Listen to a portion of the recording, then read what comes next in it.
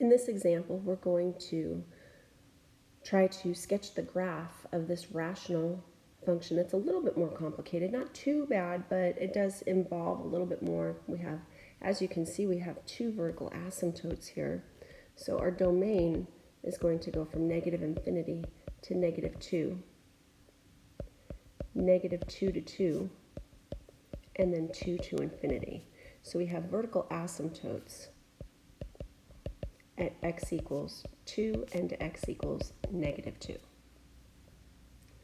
This is a degree 2 over a degree 2. So we know that we have a horizontal asymptote at y equals 2 over 1.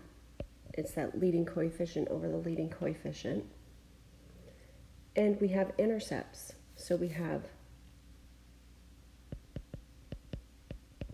intercepts when x is 0, intercepts when y is 0. So when x is 0, we have an intercept of 2 times negative 9, which is negative 18, over negative 4. So when x is 0, we have negative 9 halves, positive 9 halves. Negative 0 over a negative is a positive. Yep, negative over a negative is a positive today, so that would be a positive 9 halves. So we'd have 2 times negative 9 over negative 4, negative over a negative. And then, of course, if we put a 0 in for y, we're going to have some x-intercepts. So if we put a 0 in for y, it's all about that numerator being 0, and values of 3 and negative 3 will make that numerator 0. So there we've got some information using our algebra skills from previous courses. Now we're ready to use our calculus skills. So we're going to find our first derivative.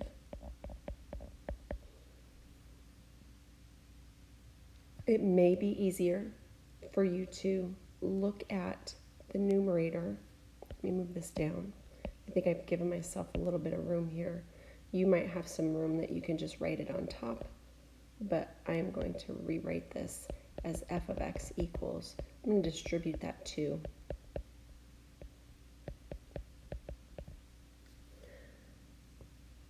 I could also factor out the 2, find the derivative without the 2, and then multiply it back through. That's actually not a bad idea. Let's try that. Okay, so we have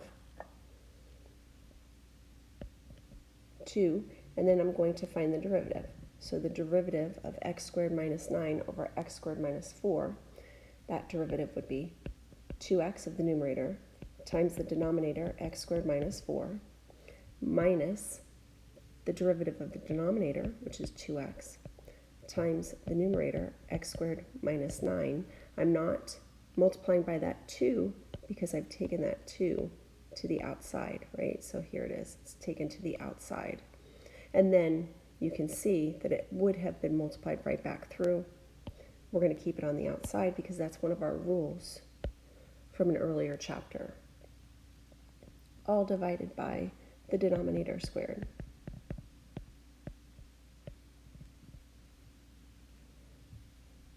I'm going to simplify that. I've got 2, and then I'm going to have 2x cubed minus 2x cubed cancels out. I'll have negative 8x plus 18x is negative 10x. Nope, positive 10x. 18 minus 10, or 18 minus 8 is positive 10x. And then that's over x squared minus 4 quantity squared.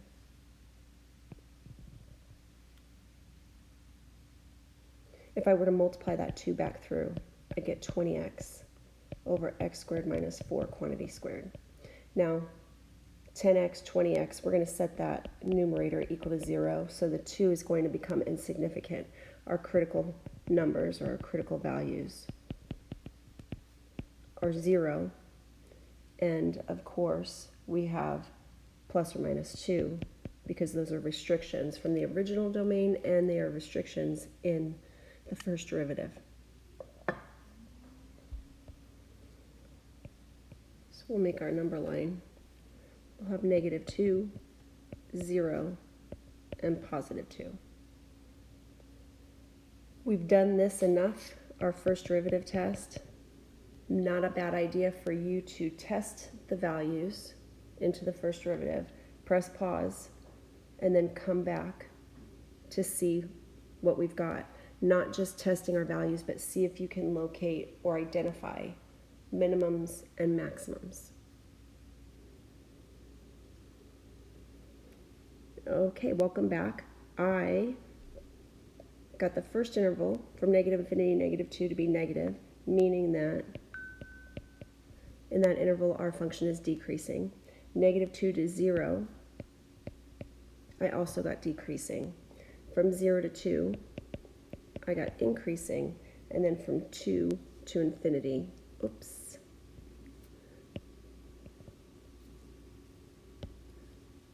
I got increasing as well.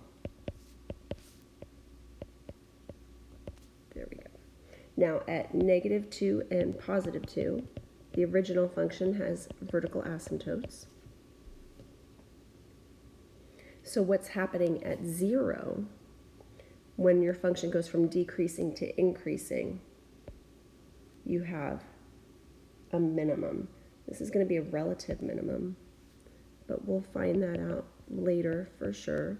So we put a 0 into the original function, and when we put a 0 into the original function, we get 9/2 out because we actually already did that when we found the y-intercept.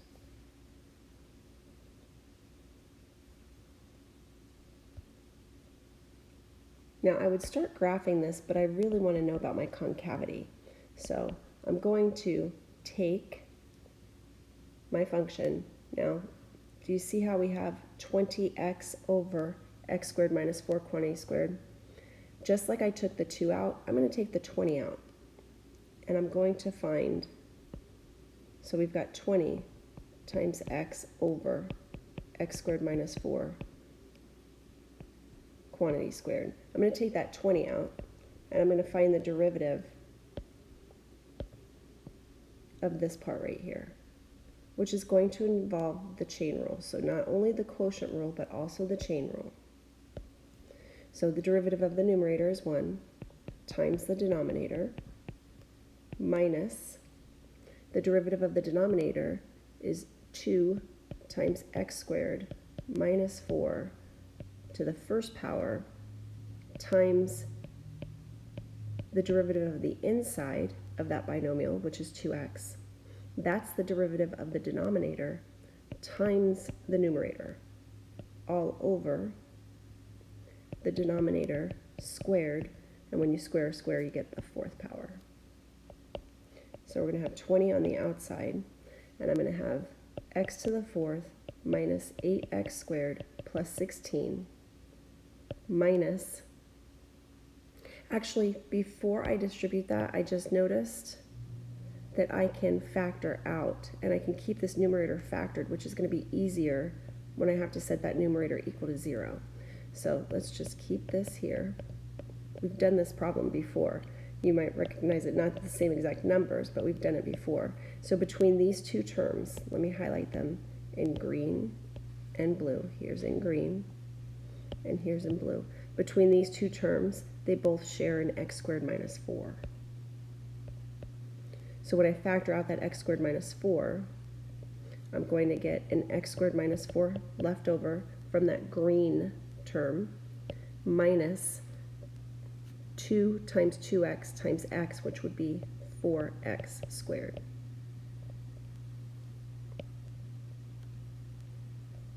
So we have 20. This x squared minus 4 is going to cancel out with one of these, so that's going to bring that down to 3.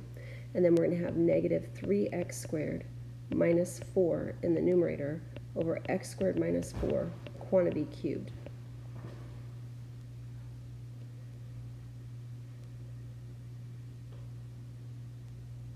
So now we look for our values that could be potential points of inflection. So we've got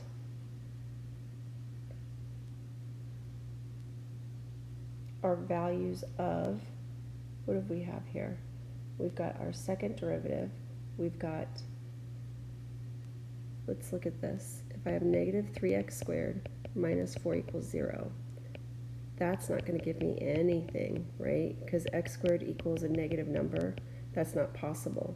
So that's not going to give us any numbers. So the only numbers that we have are those restricted values, negative 2 to 2. So what's happening in our second derivative? What's happening from negative infinity to negative 2?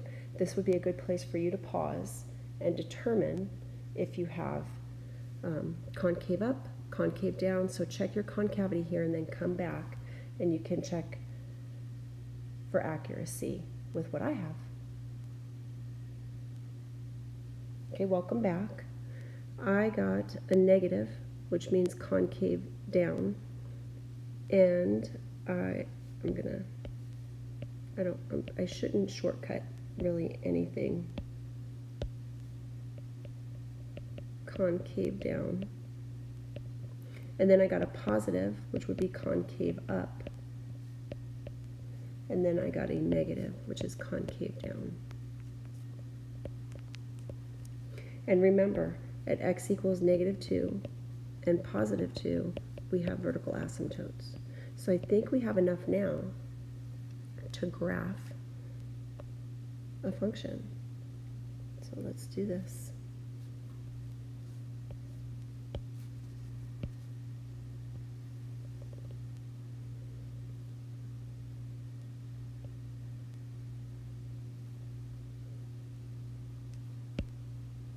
Okay, we're just gonna do a rough sketch, maybe go by 2s.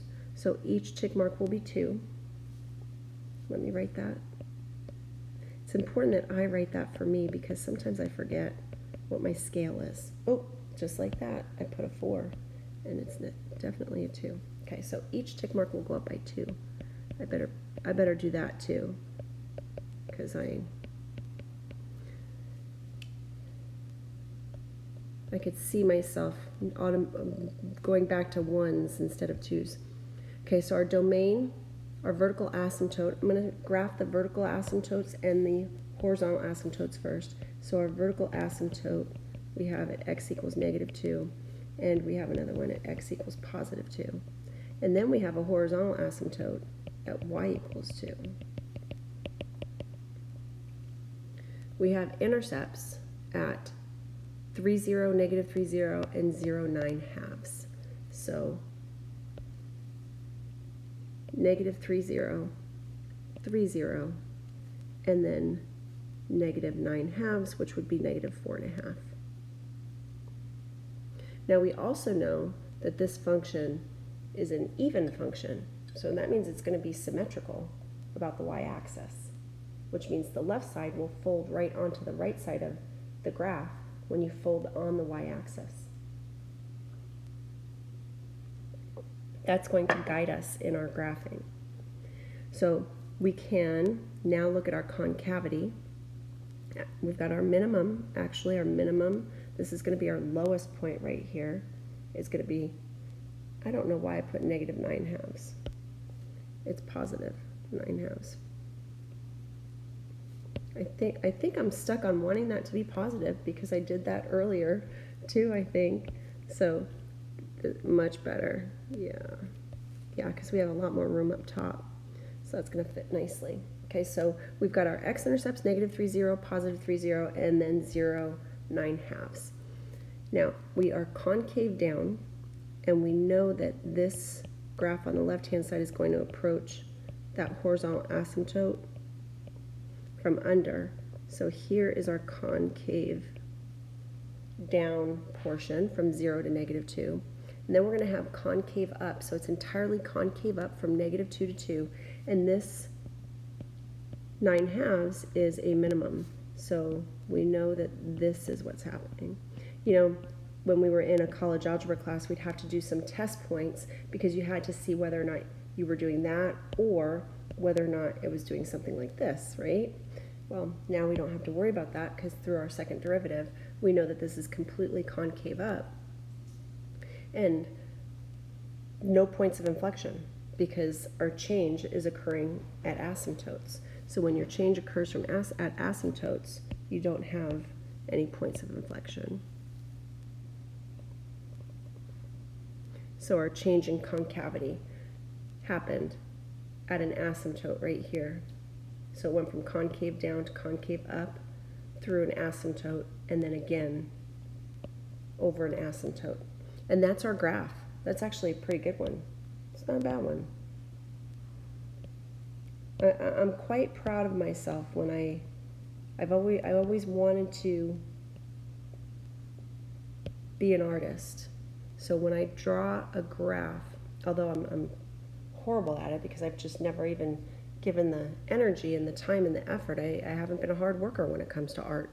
But when it comes to graphing, I see that as art. I see it as art, and I put a little bit more effort in, and I'm quite proud of my effort and hard work, and you should be proud too, because this is a lot of work right here. It's a lot of work in calculus, but you can see the end result, and that's what calculus is all about. Just lots of hard work and perseverance, for sure. Okay, in the next video, we're going to graph this function right here.